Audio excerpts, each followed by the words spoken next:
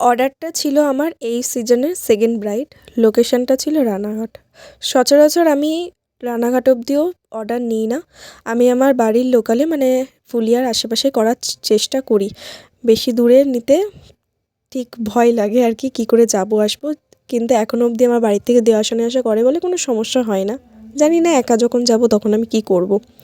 কিন্তু এবার থেকে ইচ্ছা আছে একটু দূরে লোকেশনে অর্ডারটা নিয়ে নেওয়ার, কারণ তাহলে নিজেরও একটু অভিজ্ঞতা আর বাইরে বেরোনোর ও সাহসটা হবে। যাই হোক, তোমরা সবাই জানিও এই কাজটা কেমন হয়েছে। সামনের দিকটা আর পেছনের দিকটা দিদির ইচ্ছা মতোই ছিল, আর কিছুটা আমি চেঞ্জ করেছি।